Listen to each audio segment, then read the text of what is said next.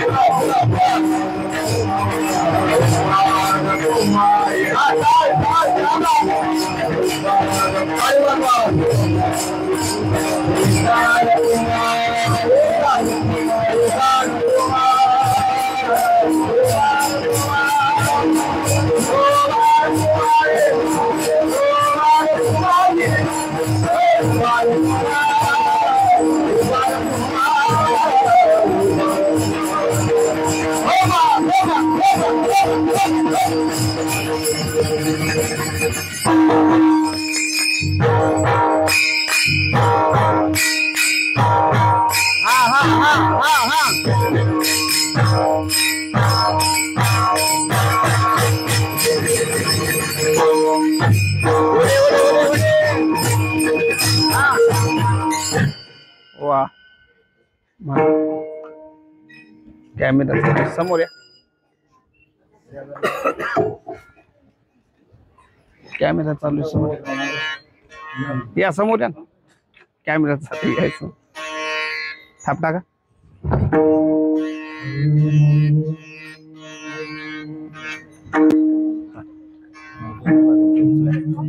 ऐकायचं चालू असतं. हा द्या मधी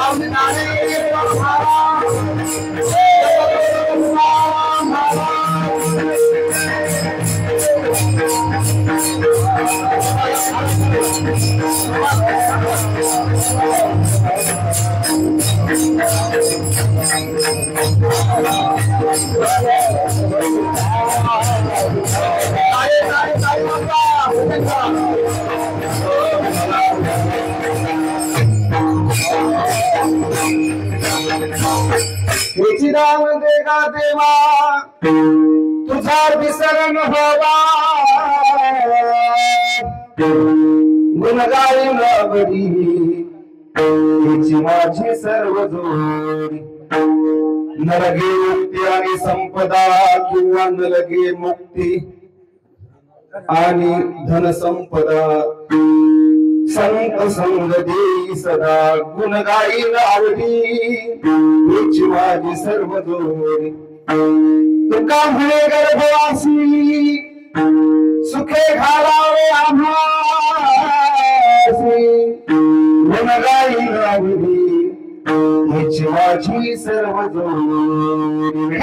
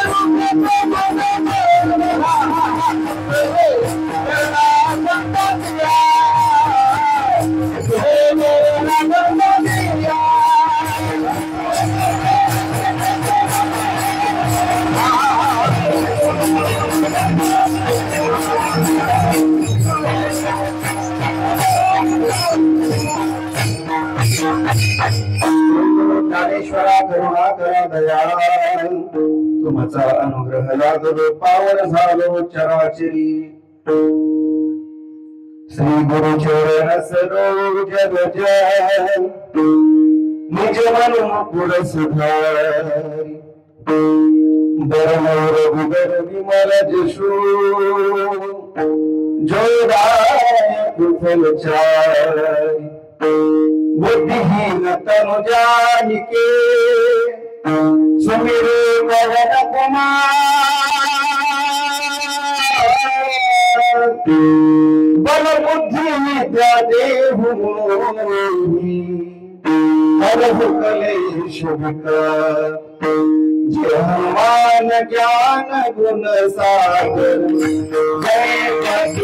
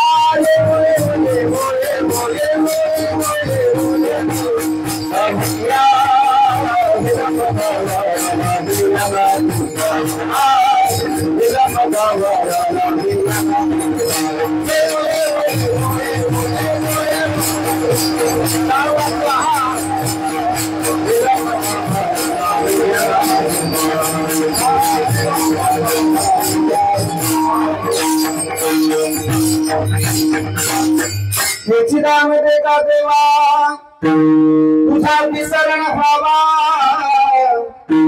गुण गाई नावडी तुझी माझी सर्व जोडी अकारण कारण करुणावरून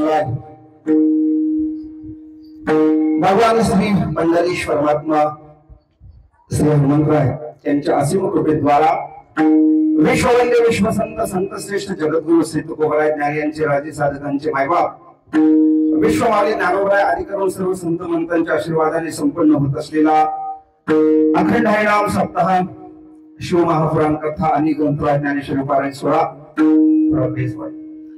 सोहळ्यातील आजची जागराची कीर्तन रूपी सेवा समस्त ग्रामस्थांच्या वतीने सप्ताह कमिटीने माझ्या तरुण मित्रांनी माझ्याकडे सुपूर्द केलेली आहे आणि या निमित्ताने तुम्हाला सर्व सज्जन श्रोते मायबापांच्या दर्शनाचा योग प्राप्त झालेला आहे।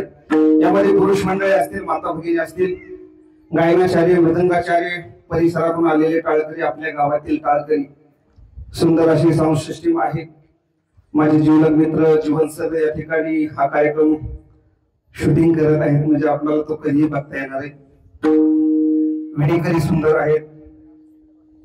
सर्वांना एकदा सुरुवातीला नारदाच्या गादीवरून मनोभावी वंदन करतो आणि सेवेला सुरुवात करतो। मस्तक हे पायावर, मस्तक हे पायावर, मस्तक हे पायावर, आवाज करे नारदाच्या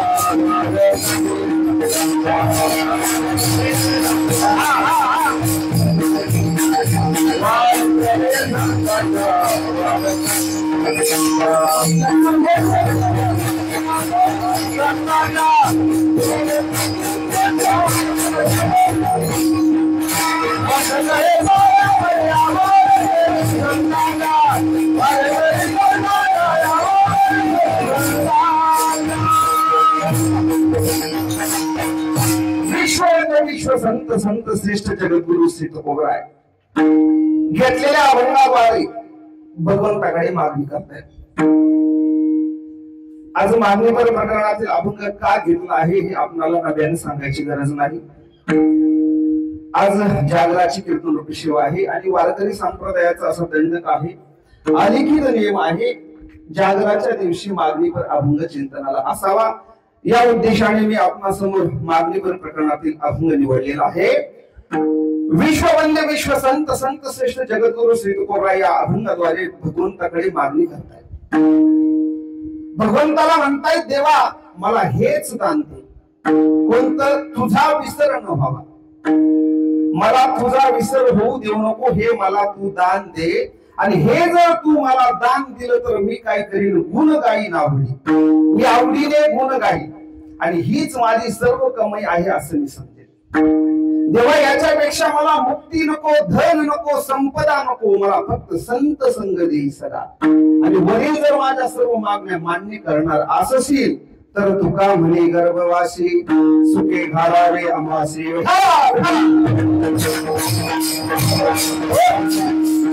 अभंगाचा सरळ अर्थ समजला नसेल तर परत एकदा ऐका। जगद्गुरु तुकोबराय या अभंगाद्वारे भगवंताकडे मागणी करतायत। काय मागणी करतायत? तुकोबराय म्हणतायत, देवा मला हेच दान दे, कोणतं दान? मला तुझा विसर होऊ देऊ नको, हे दान दे। आणि जर मला तुझा विसर नाही झाला, अर्थात मी मागितलेलं दान तू जर मला दिलं तर मी काय करेन, गुण गाईन आवडी आणि हेची माझी सर्व जोडी। मला जर तुझा विसर नाही झाला तर मी आवडीने तुझं गुण गाईल आणि हीच माझ्या जीवनातील सर्व कमाई आहे असं मी समजे। यापेक्षा देवा मला मुक्ती नको, धन नको, संपदा नको, मला फक्त संत संग दे सदा। वरील जर माझ्या सर्व मागण्या पूर्ण करणार असशील तर तुका म्हणे गर्भवासी, सुखे घालावे आम्हासी।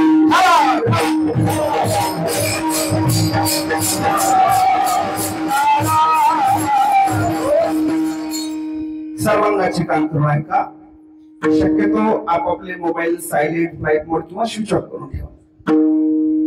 ज्या वेळेस भजन होईल त्यावेळेस आपण हाताने टाळी वाजवा, मुखाने भगवंताचं नामचिंतन करा।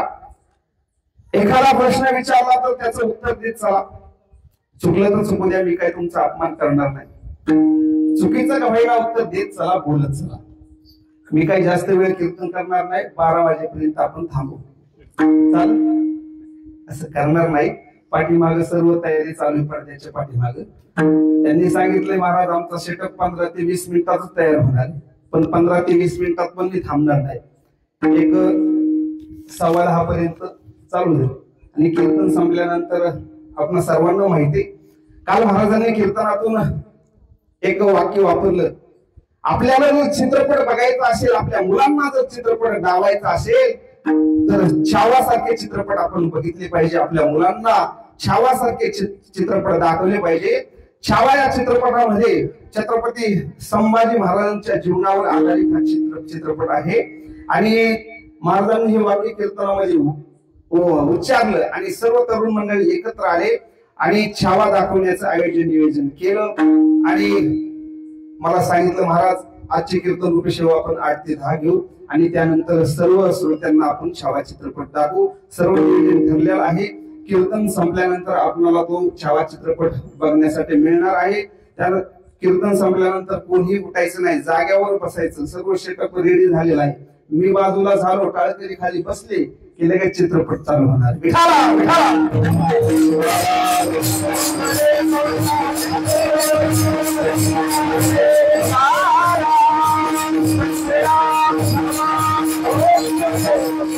म्हणतात मला हेच दान दे, तुझा विसर होऊ देऊ नको. तुझा जर विसर नाही झाला तर मी आवडीने गुण गाईन. भगवंत म्हणतायत तुकोबा मुक्ती घ्या. तुकोबा म्हणतायत नरके मुक्ती आणि संपदा. का मुक्ती नको? कारण तुकोबा म्हणतात मुक्ती ही आमची नवरी आहे.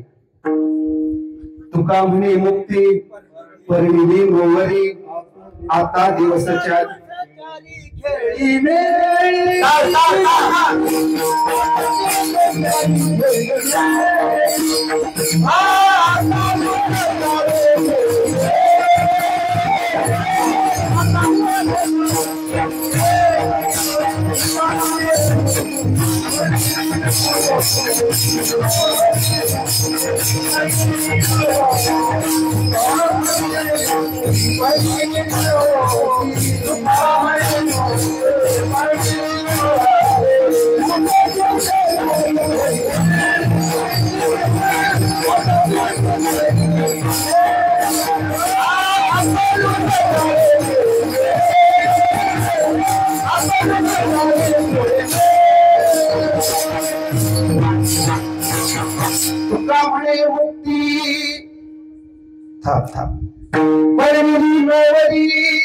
आता दिवस चारी खेळी मिळी, आता निश्चिंतीने पावलो विसावा, कुंडलिया धावा तृष्णेची आ. तुकोबा म्हणतात मुक्ती ही आमची नवरी आहे किंवा मोक्ष आम्हा घरी कामा येत अशी होय सांगू आयशी. तुका म्हणे त्यामुळे तुकोबा म्हणतात मला मुक्ती नको.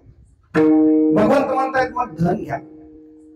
तुकोबा म्हणतात मला धनही नको. का? धनाची मागे लागे कैकाचा, म्हणून या संघ खोटा त्याचा. असं तुकोबरायांचं म्हणणं आहे, तुमचं आमचं नाही. तुकोबराय म्हणतायत मला पैसा नको आणि तुमचं आमचं कसं आहे, तुम्हाला आम्हाला पैसा पाहिजे. पैसा आवडत नाही असे संतच असू शकतात आणि पैसा आवडतो यामध्ये तुम्ही आम्ही.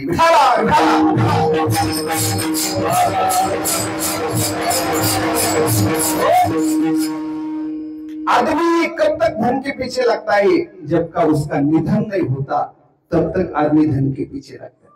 मनुष्य आयुष्यभर पैसा पैसा पैसा पैसा करत असतो. एकदा का निधन झालं की त्याच्या पत्रिकेवर लिहावं तर निधन. एक सुंदर हिंदी एक सुंदर वाक्य परत सांगतो, खूप सुंदर ऐकता तुम्ही, गोड ऐकताय, असं शेवटपर्यंत ऐका. ये दौलत भी क्या चीज है जब आदमी के पास होती है. ये दौलत भी क्या चीज है जब आदमी के पास होती है. तब वो जग को बताती है कि वो आदमी कैसा है, लेकिन जब दौलत छोड़कर जाती है तब लोग उसको भूल जाते हैं. मराठीमध्ये सांगतो, माझं हिंदी कसं माहिती का, भागत्या भागत्या आहे धडपण, असं हिंदी समजून घ्या. आपला भरलेला खिसा जग कसा आहे, आपला भरलेला किस्सा आपण कसे आहोत हे जगाला दाखवत असतो आणि आपला रिकामा किस्सा आपण कसे आहोत हे जगाला दाखवत असतो.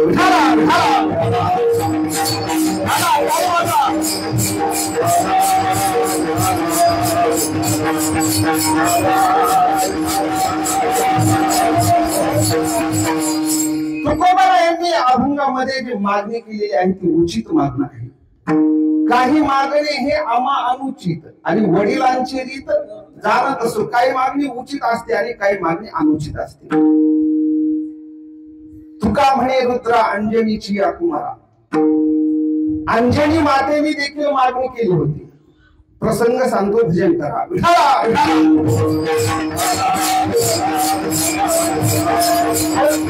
अंजनी मातेचा मागणीचा प्रसंग सांगण्या अगोदर मी आपणा सर्वांना एक विचारतो.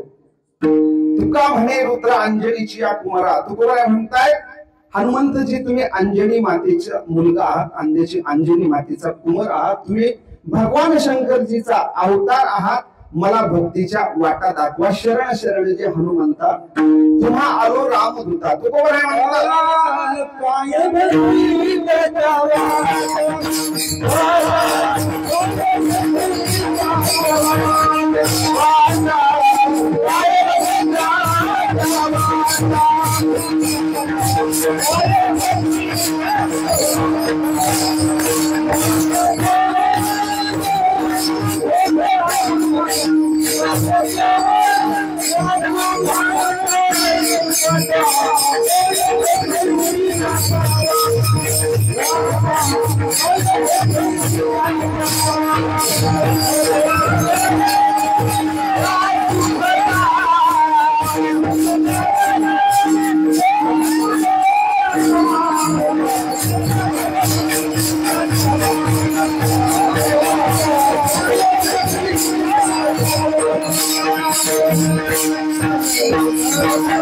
काय भक्तीच्या त्या वाटा मज दावाव्या सुभटा. तुकोबराय म्हणताय, तुमच्याकडे शौर्य आहे, तुमच्याकडे धैर्य आहे, तुम्ही भगवान शंकरजीचा अवतार आहात, तुम्ही अंजनी मातेचा मुलगा आहात, मी तुम्हाला शरण आलेलो आहे, मला भक्तीच्या वाटा दाखवा. तुकोबराय हनुमंतजींना भक्तीच्या वाटा विचारतायत. उपस्थित सर्वांना एक प्रश्न विचारतो, मला सांगा, हनुमंतजी हे देव आहेत की भक्त? 5 मिनिट थांबतो, विचार करा आणि उत्तर द्या. उत्तर दिल्याशिवाय मी पुढे जाणार नाही.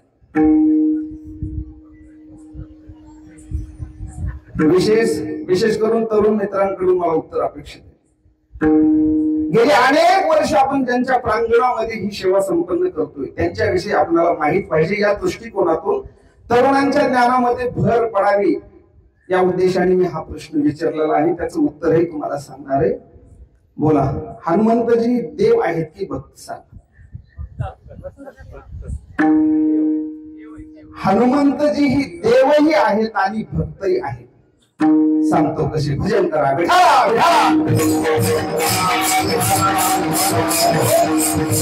हनुमंतजी तुम्ही म्हणाल संत आहेत, मग त्यांची पुण्यतिथी का नाही, त्यांची जयंती का, त्यांचा प्रगट उत्सव का, त्यांचा जन्मोत्सव का?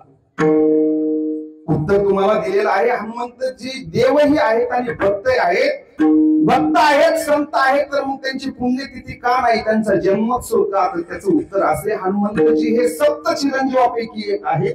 ते चिरंजीव आहेत, त्यांना मरण नाही, म्हणून त्यांची पुण्यतिथी नाही, त्यांची जयंती. आणि दुसरं उत्तर, संत हनुमंतजी देव कसे आहेत? तुकोबरायांनी शरण शरण जे या भागामध्ये शेवटच्या चरणामध्ये सांगितले, तुका म्हणे रुद्रा तुम्ही भगवान शंकरजीचा अवतार आहात. याचा अर्थ हनुमंतजी देवही आहेत आणि संतही आहेत.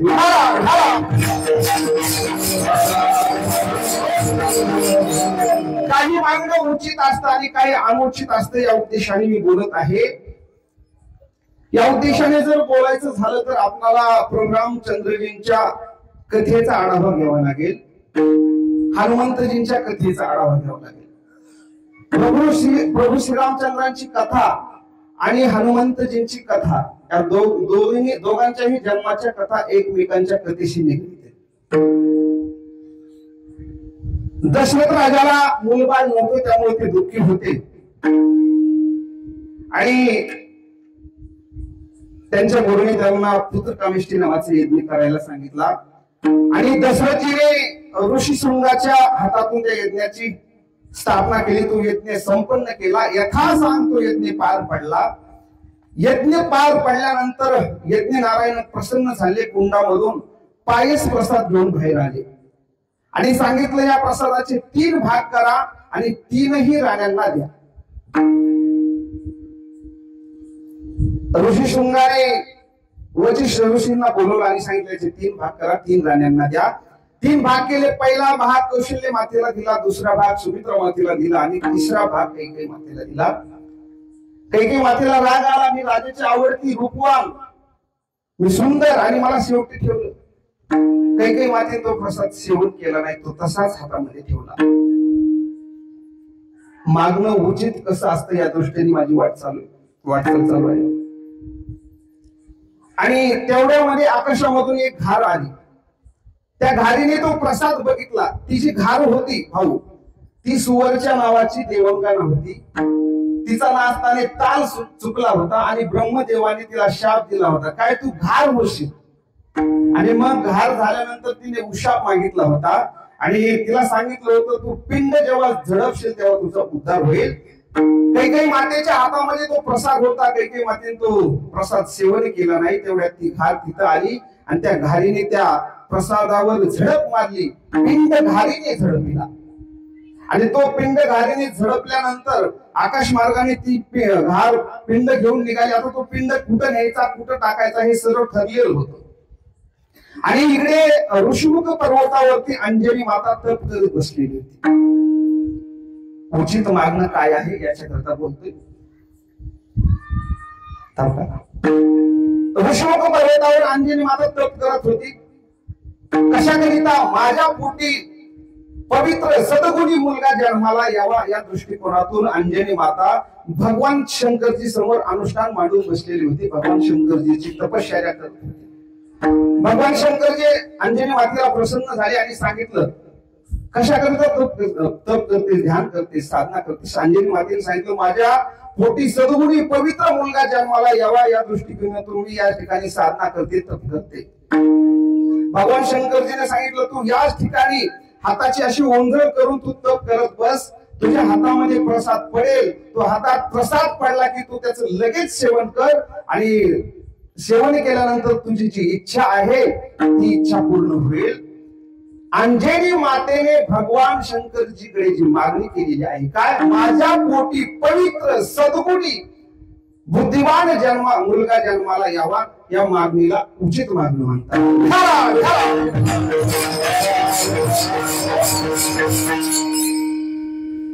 बघा आपण संसारिक आहोत. संसारामध्ये पत्नीने आपल्या नवऱ्याला साडी, लुगडं जे काय असेल ते मागणं उचित आहे.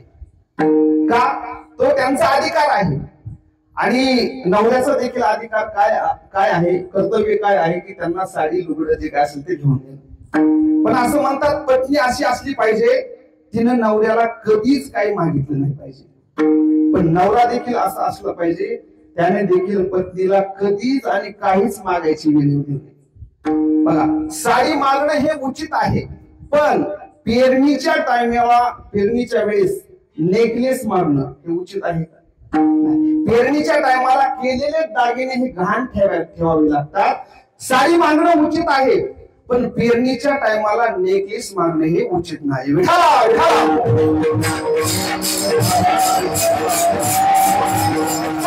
मागतायत ते उचित मागतायत. बोलत होतो अंजनी मातेने इथून बाहेर गेलो मी. अंजनी मातेने भगवंताकडे प्रार्थना मागणी केली काय? माझ्या पोटी पवित्र बुद्धिमान मुलगा जन्माला यावा. आणि ती घार आकाशातून तो पिंड घेऊन चालली होती आणि तो पिंड अंजनी माता ऋषिमुख पर्वतावर अशी ओंजळ करून तपश्चर्या धारणा करत होती आणि हवा जास्त असल्यामुळे तो पिंड नेमका अंजनी मातेच्या हातामध्ये पडत नव्हता. तेव्हा वायू देवता तिथं आली. वायू देवतेने मदत केली म्हणून वायुसूत म्हणतात.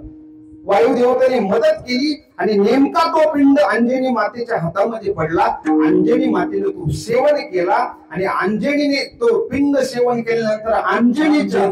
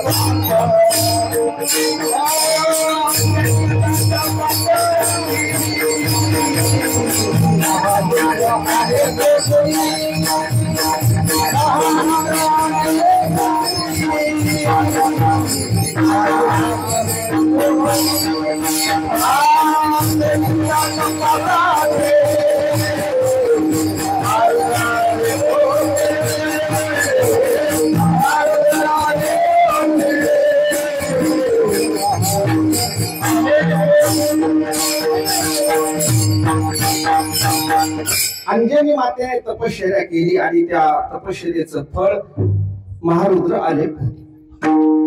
तुकोबराय या भागामध्ये उचित मागणं करतायत. तुकोबराय म्हणतायत मला हेच दान दे, तुझा विसर न व्हावा, आणि तुझा जर मला विसर नाही झाला तर मी काय करीन, आवडीने कोण काही, हेच माझी सर्व कमाई आहे असं मी समजेल. याच्यापेक्षा मला धन नको, संपदा नको, मुक्ती नको,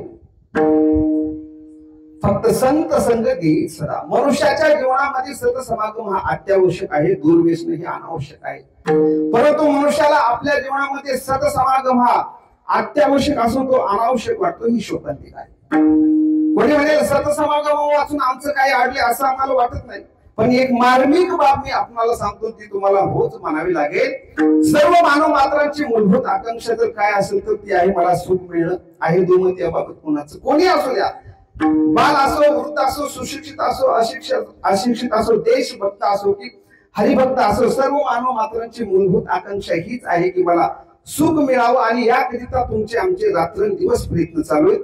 परंतु सुखाचा भोग काही घडत नाही. सुखाच्या आशेमध्ये जन्मच्या जन्म जातात, परंतु सुखाचा भोग काही घडत नाही. सर्व सुखाची आशा जन्म गेला, क्षण एक मुक्ती यत्न नाही केला, हिंदता दिशा क्षीण पावला, माया भिष्ठीला जीव माझा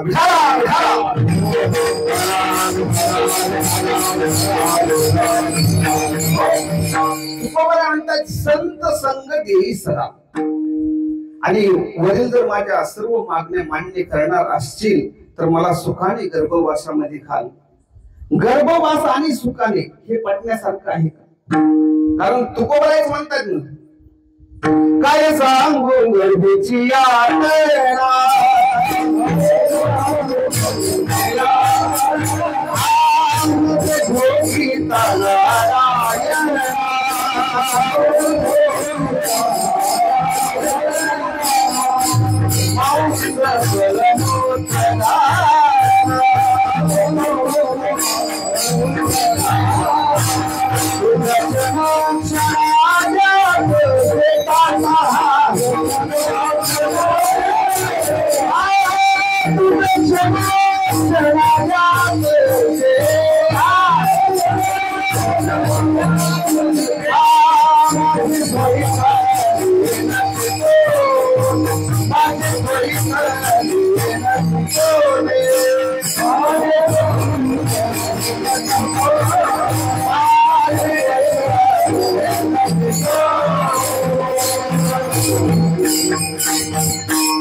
गर्भवासाचे दुःख गाडे कोणा पुढे सांगतो. गर्भवासामध्ये काही उषा कंपनीचा फॅन नाही. तुकोबरायांचे कितीतरी प्रमाण आहेत. तुकोबरायच एका भंगामध्ये म्हणतायत, देवा मला या गर्भवासातून एकदा मोकळं कर. एक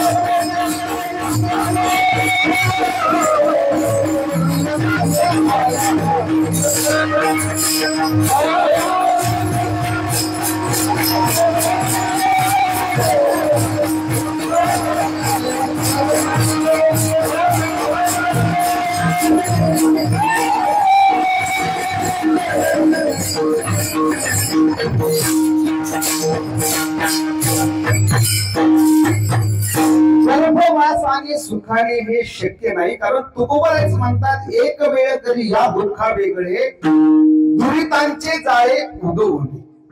भगवंत म्हणतायत तुकोबाराय मी जर तुमच्या सर्व मान्य केला तर मला मान्य तुम्ही आनंदाने गुण गाल. ही जो तुमच्या जीवनातील सर्व कमाई आहे असं तुम्ही समजाल, परंतु तुम्हाला गर्भवासाचं दुःख सहन करावे लागेल. तुकोबाराय म्हणतात मला सुखाने गर्भवासामध्ये घाल. एखाद्या वेळेस पुढं जर मोठं सुख असेल तर छोटं दुःख माणूस आनंदाने सहन करत असतो. मला सांगा चोरी होणं चांगलंय की वाईट? चोरी होणं वाईट आहे, पण एक विनोदाने मी दृष्टांत सांगत असतो. त्या दृष्टांतामध्ये जशी चोरी झालेली आहे तशी जर चोरी होत असेल तर ती चांगली. काय झालं, एका चोराने एक घर फोडलं. लक्ष देऊ नाही का? त्याला त्या घरामध्ये 10,000 सापडले. त्याचं समाधान झालं नाही, भाऊ त्यानं दुसरं घर फोडलं. त्याला पुढे 5,000 मिळाले. पहिल्या घरातले 10 आणि दुसऱ्या घरातले 5, किती झाले? झालं असं, दुसरं घर फोडताना घरातल्या माणसाला जाग आली असं त्याला समजलं आणि जेवढ्या लवकर त्याला पळता येईल तेवढ्या लवकर त्यानं तिथून पळ काढला, पळून गेला. घरातला माणूस उठला, पाहतो तर काय कपाटामध्ये ठेवलेले 5,000 रुपये चोराने पळून रडू लागला. आता काय करायचं? तेवढ्या त्याचं लक्ष एका गाठोड्याकडे गेलं. झालं असं होतं, चोराने पहिल्या घरून जे 10,000चं गाठोड आणलं होतं तो गडबडीमध्ये तिथं विसरला आणि त्याच्या घरातून 5,000 घेऊन पळाला. अशी जर चोरी होत असेल तर चांगली वाईट? मला सांगा, चोरीला गेले किती हजार? 5,000. मिळाले किती?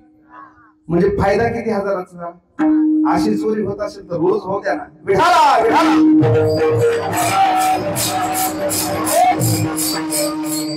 म्हणतायत गर्भवासाचं दुःख बाप्पा 9 महिने 9 दिवस, पण पुढे जर आयुष्यभर मला तुझ्या चरणाची सेवा करायला भेटत असेल तर मी आनंदाने दुःख सहन करायला तयार. हा एक अर्थ आहे. आणि दुसरा अर्थ असा आहे, तुकोबारा म्हणतायत आम्हाला गर्भवासाला येण्याची गरज नाही, पण आम्ही तुझ्या आज्ञेवरून गर्भवासामध्ये येतो जातो आम्ही देवाचा सांगा.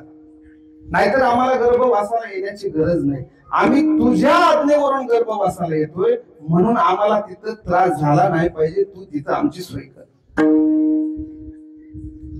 एखाद्या माणसाला जर फाशीची शिक्षा झाली, आपण जर माणूस मारला तर आपल्याला फाशीची शिक्षा होते, परंतु ज्याला फाशीची शिक्षा झाली त्या माणसाला मारण्यासाठी कोण असतं? मशीन असते का माणूस?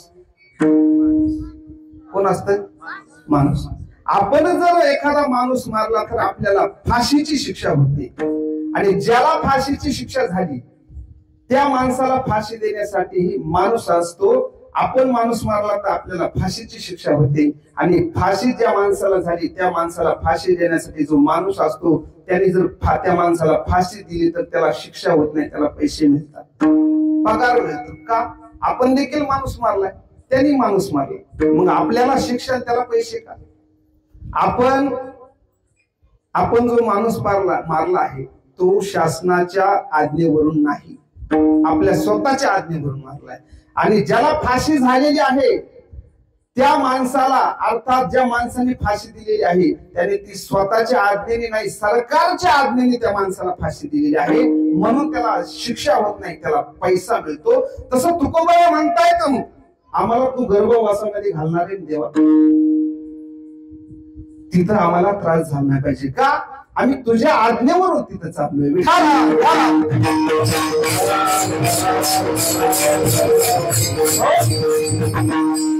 मागणीच्या अगोदर तसं समर्पण महत्वाचं आहे. वस्तू समर्पण, क्रिया समर्पण, तत्व समर्पण.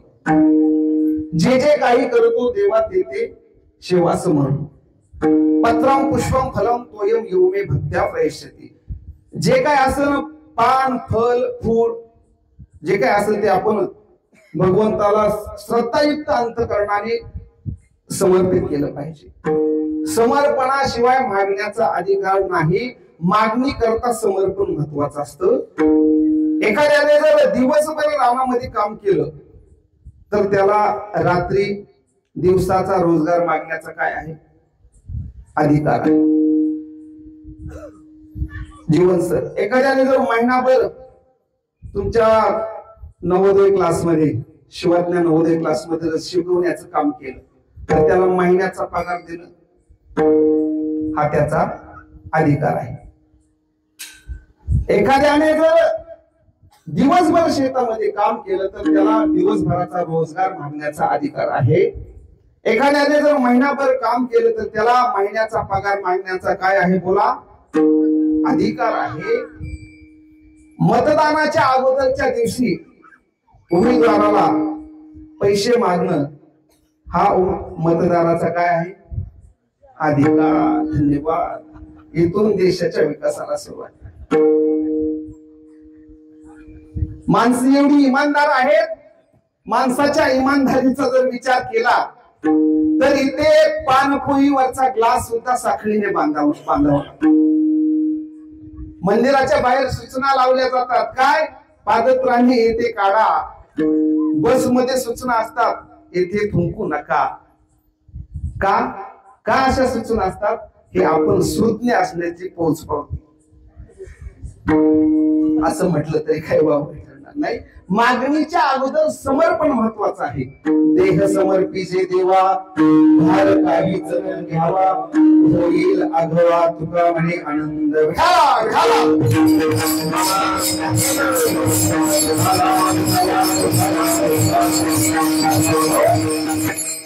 तुकोबाई कधी कधी म्हणतायत एक वेळ करी या दुःखा वेगळी. कधी कधी म्हणतायत आनंदाने मला गर्भवासामध्ये घाल. कधी कधी म्हणतायत उपजवून या पुढे येऊ काला खाऊ. म्हणजे नेमकं तुकोबारायांना काय म्हणायचं आपल्याला समजते. तुकोबाराय एका ठिकाणी म्हणतात काही मागणे हे आम्हा अनुचित आणि वडिलांची रीत जाणत असो. म्हणजे तुकोबाराय मागणाऱ्याच्या विरोधामध्ये बोलताना आपल्याला कधी कधी दिसतायत. तुका म्हणे करी ब्रह्मांड ठिंकणे आणि हात पसरी जे तुकोबाराय म्हणतायत मागणाऱ्याच्या जीवनाचा धिक्कार असो. आणि आज सेवेकरता घेतलेल्या अभंगामध्ये तर तुकोबाराय मागतायत पण आजच्या सेवेकरता घेतलेल्या अभंगामध्ये जे मागतायत ते उचित मागतायत. ह्याची दान दे का देवा. उचित मागणं आणि अनुचित मागणं महाभारतामध्ये चला कुंती मातेची मागणी आपण सर्वांना माहिती प्रसिद्ध आहे. कुंती मातेची मागणी महाभारताचं युद्ध शेवटच्या टप्प्यामध्ये आलं आणि भगवंत हस्तिनापुराचं राज्य पांडवांना मिळालं. भगवंत रथामध्ये बसले आणि हसत मुखाने द्वारकेला जाण्यासाठी निघाले. तेवढ्यात एका अबलेचा आवाज भगवंताच्या कानावरती आला आणि तो आवाज होता नाही. कोणाचा आवाज होता सांगता येईल कोण. उत्तरेचा आवाज. अभिमन्यूची पत्नी उत्तरा माता. उत्तर मातेचा तो आवाज होता. का अभिमन्यू उत्तर मातेच्या गर्भामध्ये एक बाळ होतं आणि अश्वत्थामाने त्या गर्भावर ब्रह्मास्त्र सोडलं होतं आणि त्या ब्रह्मास्त्राने उत्तर मातेची काया जळायला लागली होती. म्हणून आर्ततेने हाक भगवंताला उत्तर मातेने मारली होती. भगवंत तिथं आले. भगवंताने त्या उत्तर मातेच्या गर्भामध्ये प्रवेश केला आणि त्या त्रासापासून मुक्त केलं. भगवंत रथामध्ये बसले आणि पुन्हा द्वारकेला जाण्याकरिता निघाले. परत कुंती माता त्या ठिकाणी आली. कुंती मातेने भगवंताचं दर्शन घेतलं. भगवंत म्हणतात आत्या तुमचा अधिकार मोठा आहे आणि तुम्ही माझं दर्शन कशात घेत. मी तुमचा भाचा आहे तुम्ही माझ्या आत्या आहे.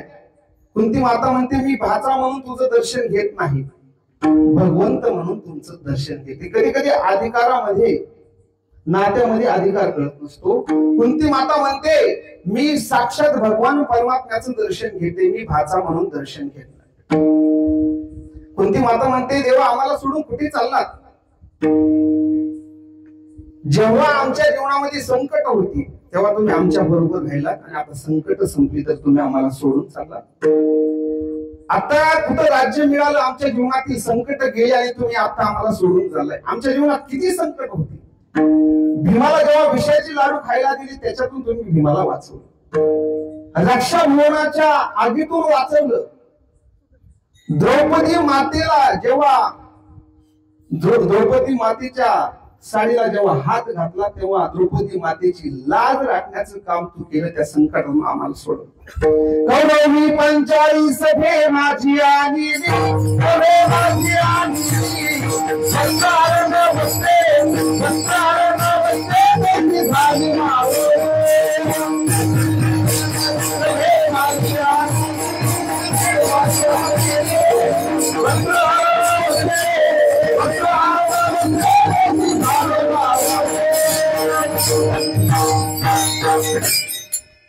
द्रौपदी मातेची तू राज राखलीस. किती संकटातून तू आम्हाला वाचवलंस.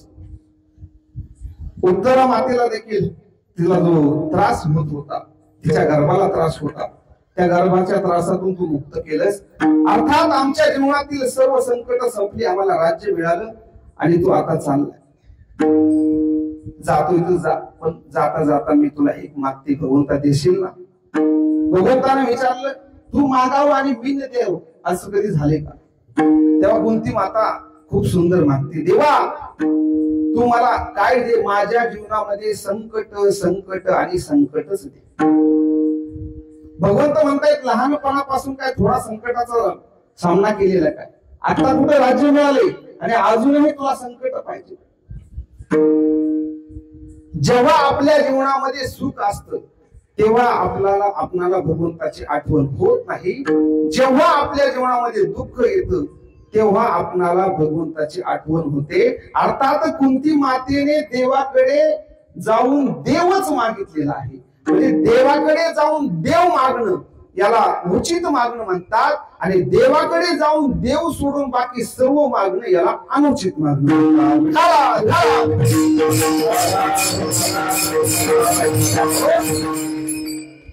झालं असं, तुकोबाई ज्या वेळेस पंढरपूरला वारीला जायची त्यावेळेस भगवंताची मान खाली असायची. आणि एक वेळेस असं झालं, तुकोबाई जेव्हा भगवंताकडे दर्शनासाठी गेले तेव्हा भगवंताची मान वर होती. तुकोबाईंना आश्चर्य वाटलं. तुकोबाई म्हणतात, तेव्हा ज्या वेळेस मी तुमच्याकडे आलो त्यावेळेस तुमची मान खाली असायची, आज मात्र तुमची मान वर आहे. तेव्हा भगवंत म्हणतायत, मागण्याची आस पाहे मुखाकडे, चिंतिल्या रोकडे म्हणून. असं भगवंताने सांगितल्यानंतर तुकोबाई म्हणताय, माझ्या वडिलाची निराशी का देवा, तुझी चरण सेवा पांढरा, किंवा काही मागणी आपण प्रमाण अगोदर म्हणून गेलो. अर्थात तुकोबाई म्हणतायत, मला काही नको, मला तुझी मुक्ती नको, मला धन नको, मला संपदा नको. तू मागा म्हणतोय म्हणून मनसी काही मागा, आणि हेची दे का पांडुरंगा, हेची दे का म्हणजे नेमकं कोणचं, याचा अनुवाद आज सेवेकरता घेतलेल्या अभंगाच्या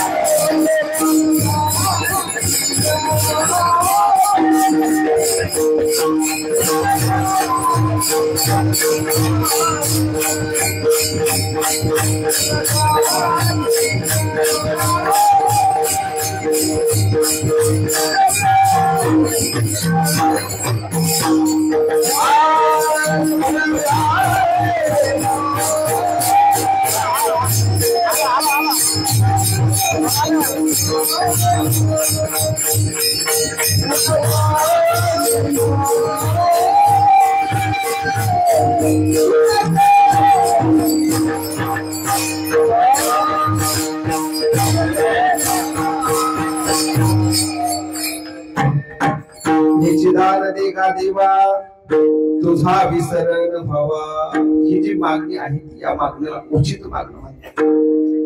मुंगीपासून ब्रह्मदेवापर्यंत प्रत्येकाच्या जीवनामध्ये मागणी आहे. फक्त गरिबांच्या जीवनामध्ये मागणी आहे असं नाही, गरीब देखील मागतो आणि श्रीमंत देखील मागतो. मंदिराचा जर विचार केला तर प्रत्येक जण मंदिरामध्ये मागण्याकरिता जातो. फरक एवढा असतो, जो गरीब आहे तो मंदिराच्या पाठी बाहेर बसून मागतो आणि श्रीमंत जो असतो तो मंदिरामध्ये जाऊन मागतो. अर्थात भिकारी जो असतो तो मंदिराच्या बाहेर बसून मागतो, त्याचं 1-2 रुपयामध्ये समाधान होतं. पण आज जाऊन जे श्रीमंत लोक जे मागतात त्यांचं 10-10 लाख रुपये मागून सुद्धा समाधान होत नाही. मग मला सांगा, खरे भिकारी कोण? 1-2 रुपये मागणारे का आज जाऊन 10-10 लाख रुपये मागणारे? अर्थात मुंगीपासून ब्रह्मदेवापर्यंत सर्वांच्या जीवनामध्ये मागणी आहे, परंतु काय मागावं, कोणाकडे मागावं, कसं मागावं, किती मागावं याच्याकरिता शास्त्र आहे. तुकोबारायांनी या अभंगामध्ये जी मागणी केलेली आहे ती उचित मागणी आहे. अनुचित मागणी कशाला म्हणतात? एकदा प्रेमाने भजन करा.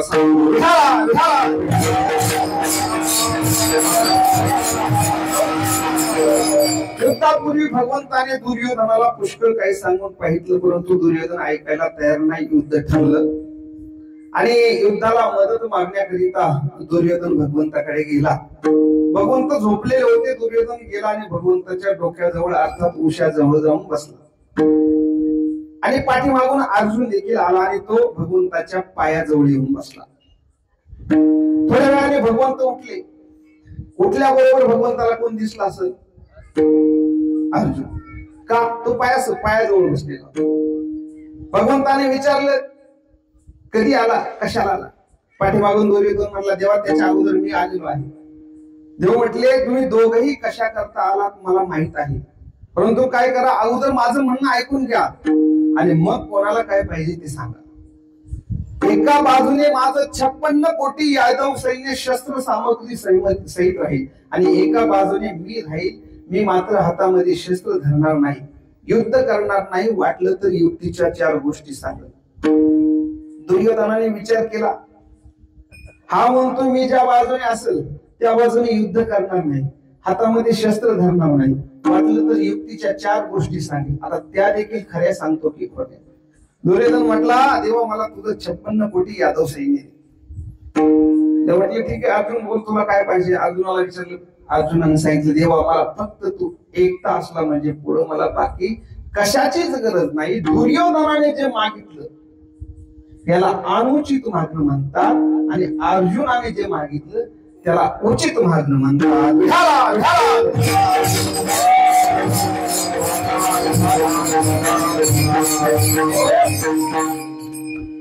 देवाकडे जाऊन देव मागणं याला उचित मागणं म्हणतात आणि देवाकडे जाऊन देवाला सोडून बाकी सर्व मागणं याला अनुचित म्हणतात. तुकोबाई म्हणतात, ह्याची दान देगा देवा तुझा विसर न व्हा. जर तुझा विसर नाही झाला तर मी काय करीन? गुणगायीन आवडी.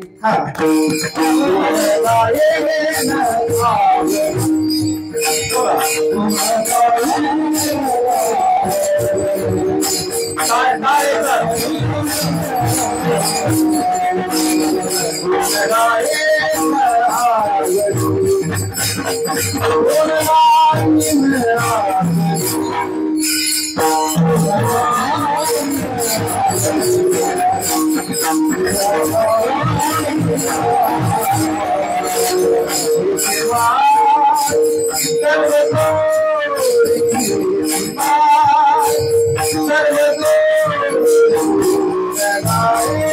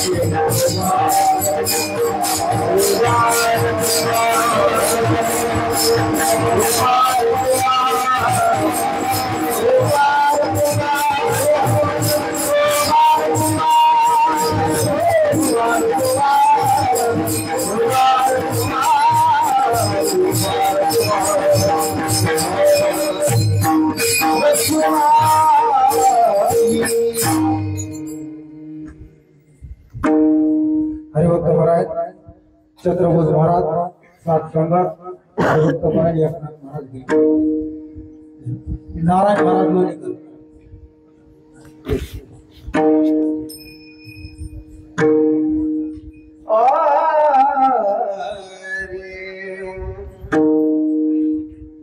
हे दान देगा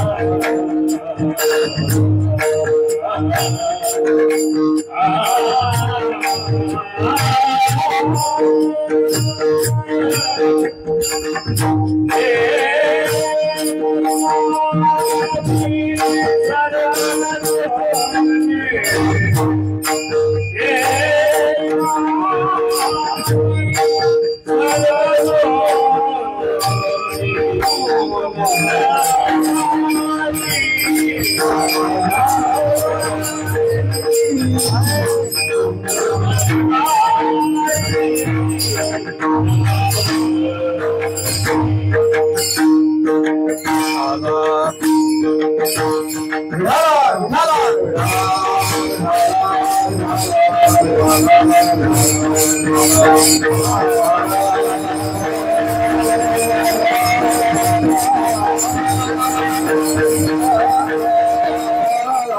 चिदान देगा देवा तुझा विसरण भावा गुण गायनावडी हेची माझी सर्व जोडी नरगे मुक्ती आणि संपदा संत संग दे सदा गुण गायनावडी हेची माझी सर्व जोडी तुका म्हणे गर्भवासी सुखे घालावे आम्हासी गुण गायनावडी हेची माझी सर्व जोडी. शेवटी एकदा अभंगाचा सरळ अर्थ ऐका म्हणजे तुमच्या पाठच होऊन जाईल. तुकोबाई म्हणतात देवा मला हेच दान दे पण तुझा विसर होऊ नये आणि तुझा जर मला विसर नाही झाला तर मी आवडीने गुण गाईल आणि हीच माझ्या जीवनातील सर्व कमाई आहे असं मी समजेल. यापेक्षा मला मुक्ती नको धन नको संपदा सोहळा नावडी मनाला लागला टकळा पंढरीचा. आणि वरील जर माझ्या सर्व मागण्या मान्य करणार असतील तर तुका म्हणे गर्भवासी सुखे घालावे आम्हासी. ज्ञानेश्वर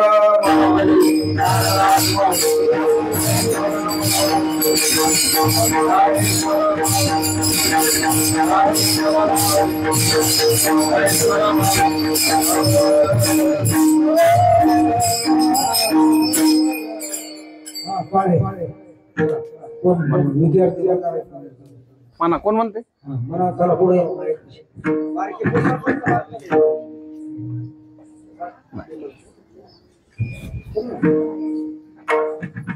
म्हणा म्हणते का कोण हे म्हणते दादा हा ये इकडे इकडे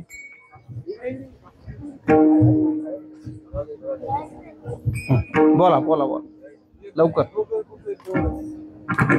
शिंगल तुका म्हणे गर्भास म्हणले